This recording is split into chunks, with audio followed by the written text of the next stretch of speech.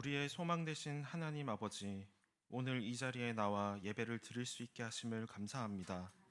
매일 같은 일상이지만 다른 모양으로 우리에게 다가오시는 하나님의 은혜를 누리며 다시 이 자리에 나오게 하심을 감사드립니다. 우리가 지금은 거울로 보는 것 같이 희미하나 그때에는 얼굴과 얼굴을 대하여 볼 것이요, 지금은 내가 부분적으로 아나 그때에는 주께서 나를 아신 것 같이 내가 온전히 알리라. 아멘. 칠흑 같은 광야의 어둠 속에서는 깨닫지 못했지만 언제나 뒤를 돌아보면 그때마다 주님의 은혜의 빛으로 우리 삶을 인도하셨다는 것을 깨닫습니다. 삶이 항상 부족해 보이지만 매일의 만나를 통해 부족함 없는 삶을 살게 해주셨다는 것을 깨닫습니다. 매일 말씀으로 다가오시는 하나님을 신뢰하고 매일의 삶을 충분히 살게 해주신 하나님을 찬양하고 자랑하게 하옵소서. 사랑하라 사람을 그리스도처럼 다드림 교회를 통해 주님의 길을 찾으며 서로 사랑하는 삶을 살게 해주심에 감사합니다. 서로 섬기고 사랑하고 나누길 힘쓰는 공동체 안에서 주님께서 주시는 참된 길을 배울 수 있어서 또 감사합니다. 그래서 우리 다드림 교회가 이 공릉동 지역과 내 손이 닿는 일터, 가정, 학교 모든 삶의 터전에서 그리스도를 사랑하듯 사랑하고 섬기는 삶을 살게 하소서. 대한민국을 위해 기도합니다. 수많은 혐오 정치와 집단 개인 이기주의로 인해 병들고 있는 대한민국을 살려주시옵소서. 대통령, 국회의원, 위정자들이 자신의 이익만을 위해 행동하는 것이 아니라 낮은 곳에서 삶의 고통을 받고 있는 국민들을 위해 일하도록 마음을 돌려주시고 국민들의 이야기를 듣는 귀와 지혜를 주소서. 국민들이 삶을 포기하지 않도록 낮은 곳을 돌아보게 하소서. 교회를 위해 기도합니다. 모든 교역자분들과 각 부서에서 섬기는 분들을 축복하길 원합니다. 하나님께서 수고한 이들의 삶을 풍족하게 하시고 감사로 다시 일어날 수 있도록 마음을 지켜주시옵소서. 특히 교회의 미래인 다음 세대를 돌보는 일을 감당하는 교사들의 헌신하는 수고를 기억하시고 육체적으로 피곤치 않게 하소서. 말씀 전하실 목사님을 위해 기도합니다. 말씀을 통해 한 주를 살아낼 새로운 호흡을 얻을 수 있음에 감사합니다. 목사님의 마음과 건강을 지켜주시옵소서. 주님의 말씀이 목사님을 통해 우리에게 깊이 새겨지게 하소서. 말씀을 듣는 우리에게 성령님이 함께 하셔서 닫힌 마음이 열리게 하시고 들은 말씀대로 살아내는 그리스도의 제자의 삶을 살게 하소서. 슬픔이 기쁨이 되어 하나님을 찬양하고 예수님을 전파하는 우리들이 되게 하소서. 이 모든 말씀 우리를 구원하신 예수 그리스도의 이름으로 기도드립니다. 아멘.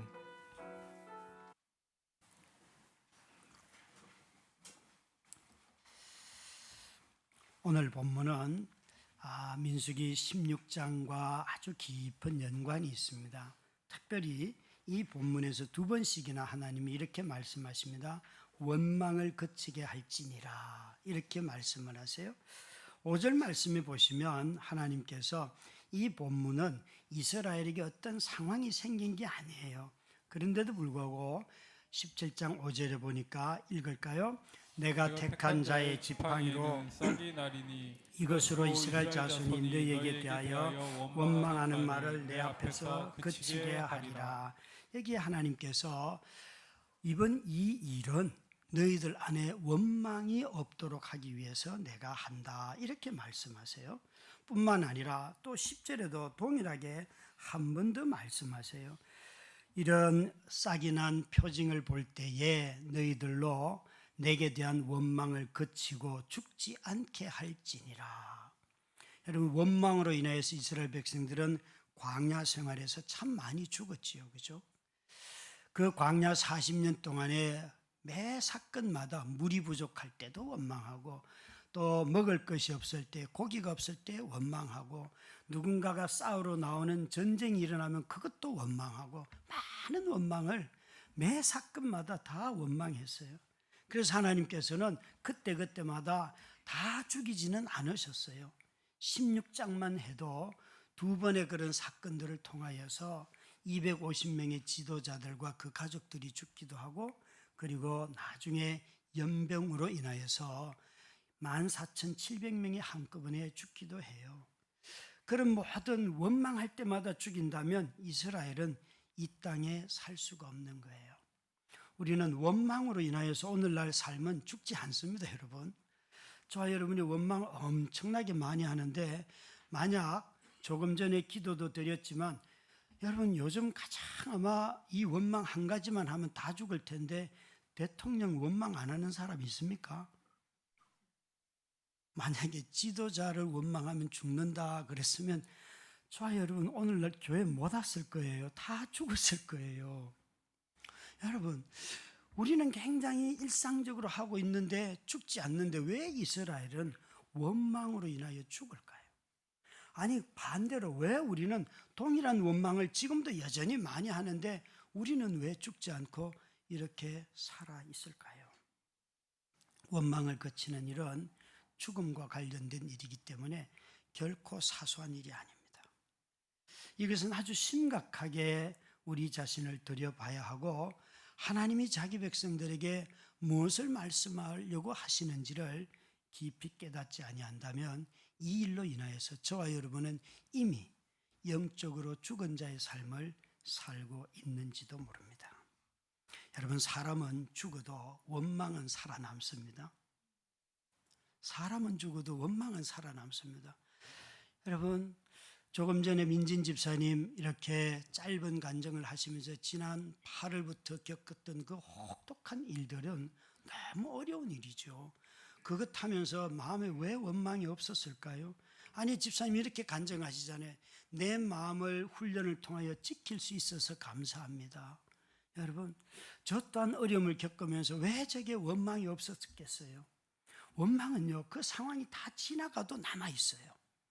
여기 보시면 이스라엘 백성들이 16장에 모세와 아론을 고라와 다단과 아비람과 온이라고 하는 이 네 명의 지도자들이 원망하였어요. 그로 인해서 고라와 다단과 온과 아비람과 그의 편에 섰던 사람들이 다 250명과 함께 죽임을 당하지 않습니까? 그러면 여러분, 원망했던 사람이 죽었으니까 원망이 그 공동체에서 사라져야 되는데 아니에요. 사람들이 또 원망을 하기 시작해요. 놀라워요, 성경을 보면. 그래서 16장 19절에 보시면 이렇게 말씀하고 계세요. 16장 19절에 보니까 뭐라고 말씀하시는가 하면 저렇게 하나님의 고라가 온 회중들을 모아놓고 모세와 아론을 대적하였는데 41절 한번 볼까요? 41절. 이것은 이 사건으로 인하여서 하나님이 순식간에 자기 백성들을 내가 심판하리라 하셔서 250명과 그의 편에 섰던 사람들이 죽은 거예요. 그래서 이 41절에 이렇게 말합니다. 읽습니다. 이튿날 이스라엘 자손의 온 회중이 모세와 아론을 원망하여 이르되 너희가 여호와의 백성을 죽였도다 하고. 자, 250명의 사람들이 죽었어요. 그러면 우리가 모세와 아론을 원망해서 죽었구나 하고 원망이 거쳐야 되는데 그 이튿날 또 원망이 시작이다. 아니, 모든 사람들이 나와서 이렇게 온 회중이 모세와 아론을 원망하여 뭐라고 말하는가 하면 모세 아론 너희들이 여호와의 백성을 죽였도다. 여기 보세요. 이들은 하나님의 백성이라고 했지만 하나님이 하시는 일을 다 원망하던 사람들이에요. 그런데도 그들이 죽었을 때에 모세와 아론을 향하여서 하나님의 백성을 죽였다고 말해요. 아니, 하나님한테 진노를 받아서 심판을 받아 죽은 사람을 보면서 이들은 그들이 생각할 때 저들도 여호와의 백성이라는 거예요. 여러분, 여호와가 자기 백성을 죽이는 일을 봤습니까? 죽은 자를 살리는 분이 여호와이세요. 그런데 이들은 완전히 다르게 생각하고 있어요. 저들도 하나님의 백성이라는 것이에요. 아니, 지진이 일어나서 이들이 죽었는데 모세가 무슨 힘으로 지진을 일으킵니까? 하나님이 지진을 일으켜서 그들이 모세와 아론을 거역하였기 때문에 분노하였는데 놀랍게도 그들은 모세와 아론이 죽였다는 거예요. 이들은 처음 시작할 때 모세와 아론을 거역할 때 모세와 아론에게만 하나님이 계시냐? 우리에게도 하나님 계신다.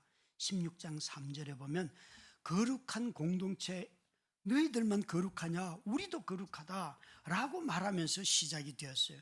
회중이 다 각각 거룩하고 여호와께서 우리와 함께 계신다라고 말을 시작했던 사람들이에요. 그런데 그렇게 말한 그들이 왜 참혹한 죽음을 당합니까? 왜? 그들의 눈앞에서 이렇게 주장하던 250명과 그 가족들이 죽는 것을 보았음에도 불구하고 이 백성들, 회중들이 나와서 너희가 여호와의 백성을 죽였다라고 말씀하고 계세요. 16장 45절에는 이렇게 말하는 사람들을 향하여 다시 하나님이 이 말씀을 하십니다. 같이 읽습니다. 너희는 이 회중에게서 떠나라. 내가 순식간에 그들을 멸하려 하노라 하시매 그 두 사람이 엎드리니라. 여기에 이미 첫 번째 지진으로 사람들이 죽었어요. 그러나 두 번째 이렇게 거역하는 자들을 보면서 하나님께서 이들에게 연병을 보냅니다. 그래서 14,700명이 죽임을 당하게 돼요. 그 말씀을 하실 때 속히 순식간에 내가 너희들을 멸할 것이다. 하나님이 16장에 두 번째 하신 말씀이에요. 모세와 아론의 중재로 다행히 14,700명만 죽임을 당했어요. 그래서 모세와 아론을 표현할 때 산자와 죽은 자 사이에 그들이 서 있었다라고 말씀하고 계세요. 여러분, 이 정도 되면 두 번의 죽음을 맛봤으면 원망이 그칠 것 같아요? 그치지 않을 것 같아요? 오늘 이 17장 본문이 이런 배경에서 시작이 되는 겁니다. 두 번의 심판의 사건을 통해서도 이스라엘 백성들의 마음에 원망이 그치지 않더라는 거예요. 그들 속에는 사람이 죽으면 나와서 또 모세와 아론 네가 우리 가족을 죽였다 그렇게 말을 하고, 또 이렇게 14,700명이 죽었지만 나머지 사람들이 모세와 아론의 중보에 의하여서 살았음에도 불구하고 너희가 우리를 살렸다라고 말하지 않고 너희가 우리를 죽이는 자다 이렇게 말한다는 거예요. 그래서 17장에는 이 16장을 배경으로 하여서 이들이 하나님께서 이렇게 말하는 거예요. 나는 하나님의 백성들 안에서 원망이 그치기를 원한다. 이 원망이 이 백성들 안에는 없기를 바란다. 이 원망이 사라지는 공동체가 여호와의 백성이다 라고 말씀을 하시는 거예요. 다시 말씀드리죠. 사람이 죽고 가족이 죽고 친구가 죽고 나의 지도자가 죽어도 원망은 계속해서 이어지더라는 거예요. 여러분, 이 원망의 삶은 이스라엘 백성들을 애굽의 삶과 가나안 삶을 비교해 보면 애굽에서 바로 밑에 있을 때는 깊은 압제 속에서 탄식하고 그랬지만 원망이라는 단어가 거의 잘 나오지 않죠, 그죠? 근데 이상하게 하나님이 구원하여서 홍해를 건너서 이제 자유인이 되었을 때 그때부터 이상하게 원망이 엄청나게 나와요. 그러면 애굽에서는 없었을까? 애굽에는 없었을까? 아니요, 여러분. 애굽적인 삶이 하나님의 백성으로서의 삶이 되고 난 뒤에 계속해서 나오는 게 원망이에요. 원망이에요. 그래서 이 원망을 뭐라고 말씀드릴 수 있는가 하면 애굽의 나라의 종노릇 하던 사단의 종노릇 하는 그 사단에 이끌리는 자들, 그런 죄의 종노릇 하는 모든 사람들의 삶의 열매가 원망이라는 거예요. 죽은 자의 삶의 열매, 몸이 살아 움직이고 직장에 다니고 감정도 있고 의식도 있고 다 하지만 성경이 말하는 죽었다 하는 것은 하나님을 모르는 자이잖아요. 그래서 에베소서 2장 1절에 보면 너희는 허물과 죄로 죽었다. 그 죽은 자의 삶의 모습이 뭔가 하면 원망이라는 거죠. 원망. 그래서 이 원망은 오늘 본문에 나오는 죽은 막대기에서 나오는 것과 똑같은 삶이에요. 이스라엘 백성들이 이 광야에서 가장 많이 범한 죄가 원망이에요. 이 원망은 애굽의 삶에 가장 적합한 것이지 하나님의 백성의 삶으로서는 전혀 적합한 삶이 아니에요. 이것은 죽은 자의 삶이기 때문에 그렇습니다. 여러분, 성경은 이스라엘 백성들을 애굽에서 불러냈다고 말씀하시잖아요. 신약 성경은 이런 우리의 모습을, 죽은 자 가운데 있던 우리를, 허물과 죄로 죽었던 우리를 하나님께서 그리스도 안에서 우리를 살리셨도다, 이렇게 말씀하세요. 저와 여러분이 그리스도가 없이는 다 죽은 자들이에요. 우리는 죽은 자도 얼마든지 화려하게 살 수 있어요. 굉장히 영광스럽고 명예롭고 사람들로부터 인정받으면서 살 수 있어요. 그러나 하나님은 이렇게 말씀해요. 너의 삶은 죽은 자의 삶이야. 내가 없어. 나의 생명이 없어. 라고 말씀하세요. 이들이 모세와 아론을 보면서 우리도 하나님의 백성이고 우리도 거룩하고 하나님이 우리 가운데 계시고 우리도 제사장도 할 수 있고 지도자도 할 수 있어 라고 말했다는 거예요. 그런데 그 삶은 죽은 자의 모습이에요. 저는 교회를 20년 하면서 제 마음에 제일 저를 아프게 했던 것은 이 한마디예요.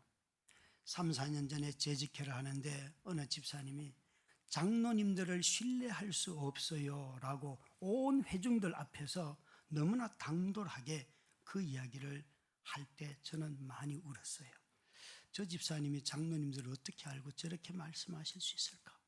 우리 장로님들이 얼마나 귀한 분인데 함부로 저렇게 말을 할까? 여러분, 우리 교회 안에 아주 이상한 못된 버릇이 있는데요, 교회 직분을 아주 우습게 여기는 버릇이 있어요. 아주 우습게. 예, 우리는 하나님 앞에서 다 성도로서 동등한 관계 맞아요. 그러나 하나님은 하나님의 교회와 하나님의 세상을 통치하기 위해서 직분을 주시고, 여러분들이 회사에 가서 일을 하고 세상에서 일을 하는 것은 여러분 다 하나님이 보내신 여러분의 직책이 그게 있기 때문에 가는 거예요. 그런데 교회 안에 늘 동등함을 주장하면서 이런 직책의 그 부르심의 의미들을 자꾸만 깎아내리려고 하는 이런 경향들이 특별히 오늘 이 시대 안에 우리에게 있어요. 저는 그때 내가 언젠가는 이 설교를 한다 마음을 먹었습니다. 장로님을 신뢰할 수 없어요. 온 회중 앞에서 이야기하는 것이 얼마나 큰 죄악입니까? 뭘 보고 그렇게 말씀하십니까? 뭘 보고? 제가 들었던 최악의 재직회였어요. 당회를 신뢰할 수 없습니다. 그때 저는 너무 충격을 받았습니다. 정말 그 자리에서 감정이 폭발할 뻔했지만 그걸 참는 것이 가장 어려웠습니다. 나가는 사람들을 축복하고 얼마든지 할 수 있습니다. 그러나 이 교회에 하나님의 부름받아서 선택받은 직분 자체를 무시하는 그 이야기를 할 때 정말 마음에 분노가 일어났지만 참느라고 힘들었습니다.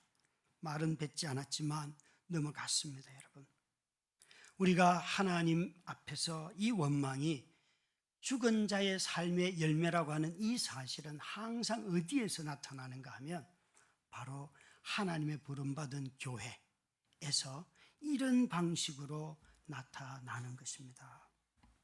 왜 이렇게 원망이 사소해 보이지만 무서운 죄악이 될까요? 죽음까지 불러오는 죄악이 될까요? 여러분, 투덜거린다고 누가 죽습니까? 원망한다고 누가 그 자리에서 심판받습니까?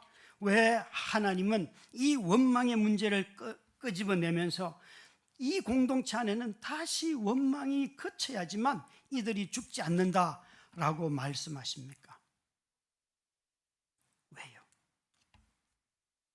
여러분, 마음에 원망이 생기면, 교회 지도자들에 대한 원망이 생기면 제일 먼저 무엇이 문제가 되나요? 일단 사람 관계를 잘 안 맺잖아요. 그 사람 늘 피하고, 말이라도 하나 걸려고 하면 어색해하고 쑥스럽고, 그뿐만 아니라 여러분 마음에 그런 생각이 들어앉아 있으면 감사할 수 있던가요, 없던가요? 기도가 되던가요, 안 되던가요? 하나님을 찬양할 마음이 생기던가요, 안 생기던가요? 마음이요, 다 닫혀버려요. 신명기 6장 4절부터 5절에 보면 너희는 마음을 다하고 뜻을 다하고 힘을 다하여 주 너의 하나님을 사랑하라. 전인격적으로 하나님을 사랑해야 되는데 원망이 마음에 사로잡혀 있으면요, 하나님 찬양 못해요. 하나님을 전심으로 사랑 못해요. 아주 냉소적이에요. 내 마음이 굳어져 있기 때문에 하나님 그분에게, 아니 허물만 보이는 성도들에게 절대 못 다가가요. 허물이 안 보여도 자기를 해롭게 하지 않아도 항상 자기 혼자 살아가는 거예요. 그런 점에서 이 원망은 하나님을 찬양하지도 않고 하나님께 영광을 돌리지도 않고 하나님에게 마음을 딱 닫고 살면서 교회 공동체를 이루는 질서를 파괴하고 그런 것들을 아주 가볍게 여겨요. 너나 나나 똑같아. 그래요. 하나님의 부르심도 하나님의 세우심도 다 무시하는 거예요. 원망은 여러분 모든 것을 민주화하고 평등하게 만드는 것 같지만 실상은 부르심을 무시하고 하나님의 뜻을 외면하게 합니다. 이 점들이 아주 무서운 거예요. 우리가 형제 자매로 서로 의견을 나누고 서로 존중하고 다 귀한 것입니다. 그러나 때로는 여러분, 하나님의 부름받아서 특별히 선택된 그런 장로님들이 함께 교회를 운영해 갈 때에 그들의 의견이 이해가 되지 않고 동의가 되지 않아도 묻고 조율해 가면서 때로는 내가 다 이해하지 못해도 예스라고 할 수 있는 이유가 거기에 있는 것입니다. 그런데 자기가 이해되지 않으면, 자기가 동의 안 되면 끝까지 이 일은 틀렸다라고 말하는 이런 어리석은 일들이 우리 가운데 일어나면 하나님의 일은 할 수가 없습니다.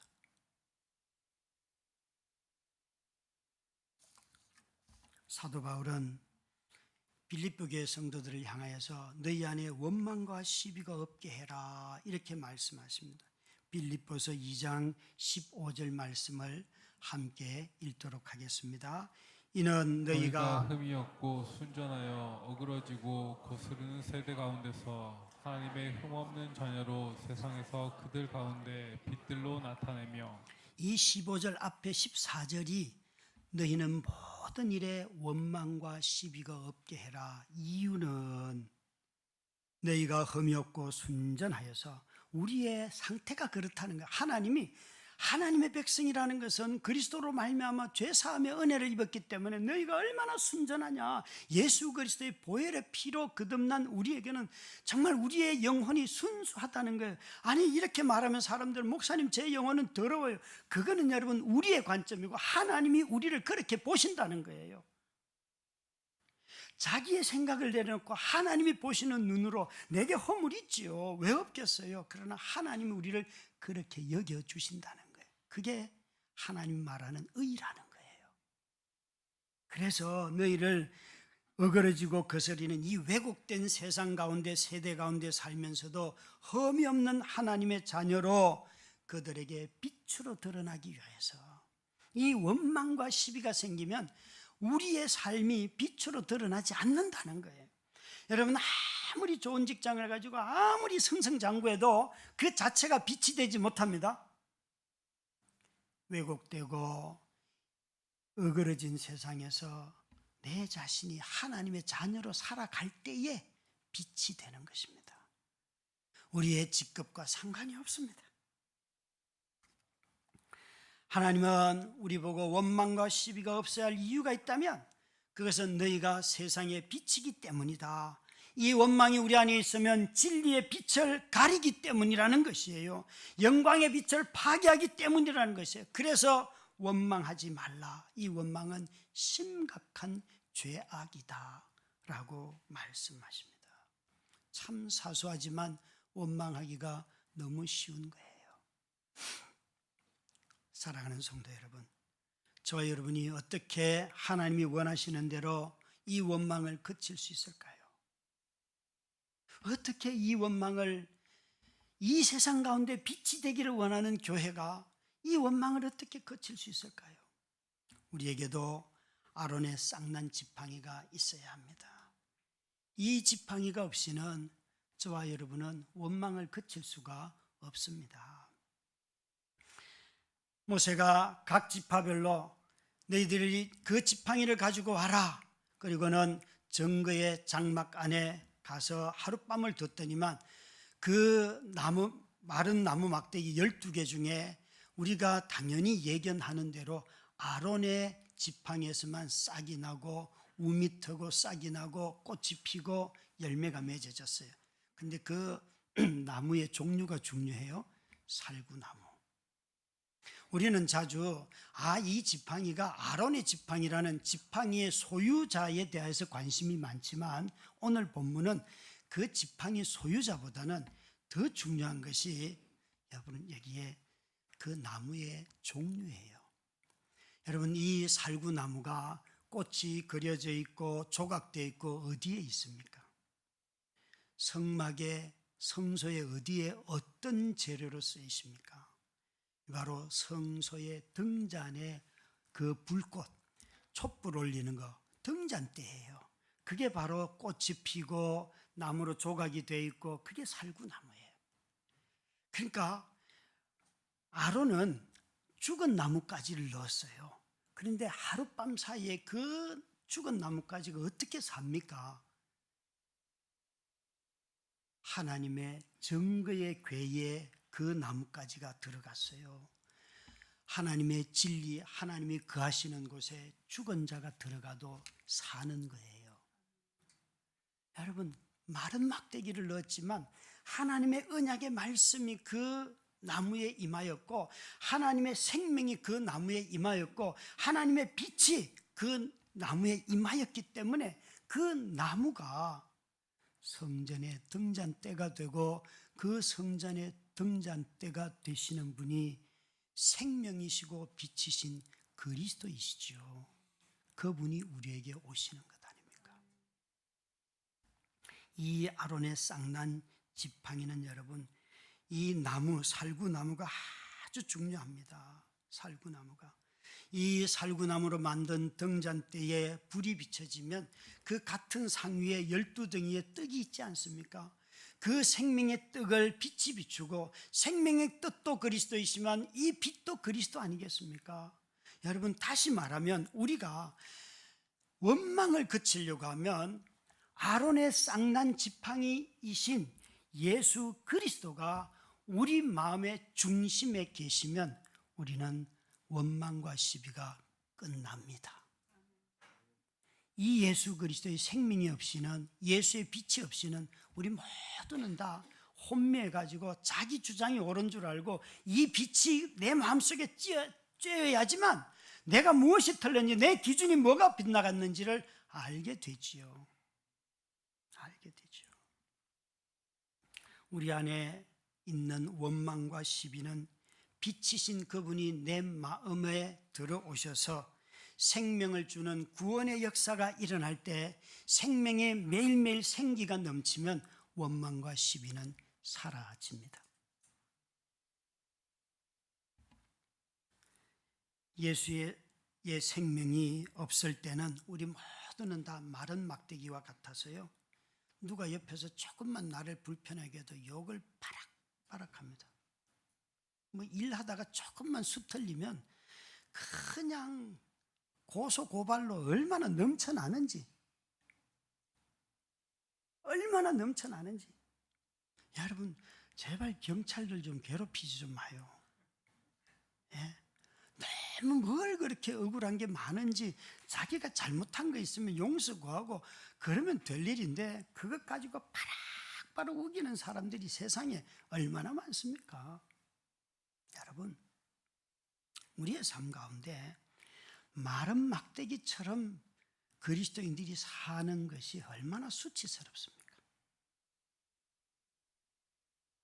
정말 우리의 삶에 뭐 조금만 불편하거나 조금만 누가 시선만 자기가 원하는 대로 안 줘도 험담하고 제 이상의 정신 상태가 좀 이상한 것 같아 막 서운한 것 막 늘어놓고 정말 여러분 마른 막대기는 불을 지피면 너무 잘 타요.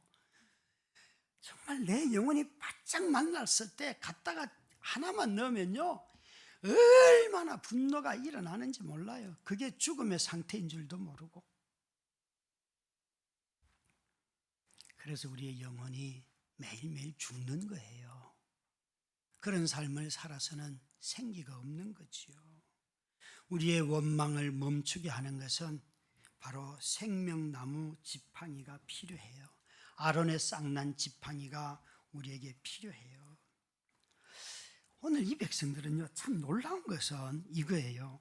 그 지팡이에 싹이 난 것을 보고 난 뒤에 모세가 가지고 와서 그 지팡이를 보여주니까 12절 13절 한번 보시기 바랍니다. 같이 읽습니다. 이스라엘 자손이 모세에게 말하여 이르되 보소서 우리는 죽게 되었나이다. 망하게 되었나이다. 다 망하게 되었나이다.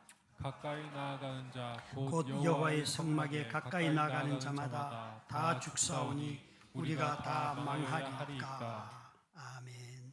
여러분, 이들이 싹이 난 지팡이를 보면서 뭐라고 말하는가 하면 우리가 다 죽게 되었습니다. 망하게 되었습니다. 다 망하게 되었습니다. 지금 뭐라고 말하는지 보세요. 아니 16장 3절에는 우리도 하나님께 가까이 갈 수 있어.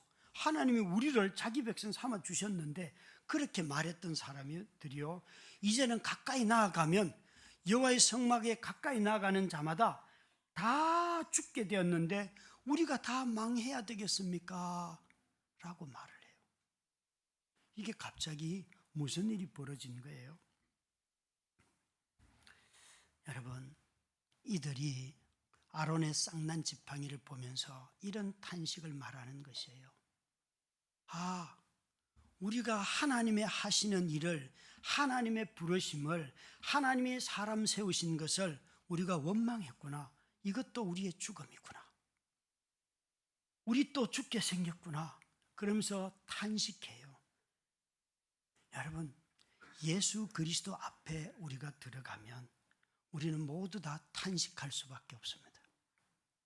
예수님 앞에 가서 무슨 자랑할 게 있겠습니까? 우린 다 어제까지 죄 안 지은 것 같아도 오늘 그분 앞에 나가면 우리 또 오늘 또 죽을 존재들이에요. 여러분, 매일 죽는 바울의 이야기는 그가 폼으로 하는 게 아니에요. 거듭난 죄인인 우리들은 매일매일 삶을 살아가면서 그 죄성에 의해서 영향력을 받고 살아가고, 그것 때문에 우리는 죽음 앞에 늘 노출되어 있어요. 그래서 아론의 쌍난 지팡이인 빛이시고 생명이시고 거룩하신 그리스도 앞에 가기만 하면 우리는 원망이 무엇으로 바뀌는가 하면 탄식으로 바뀌는 거예요. 원망은 여러분, 자기의 상황을 보고 자기의 형편을 보고 자기의 영적인 실제를 보기 전까지는 다 원망합니다. 그러나 자신의 지금의 상태가 죽음이라는 것을 깨닫는 순간 믿음의 사람들은 주님, 내가 죽게 생겼습니다. 나 살려주십시오. 이렇게 바뀌는 거예요.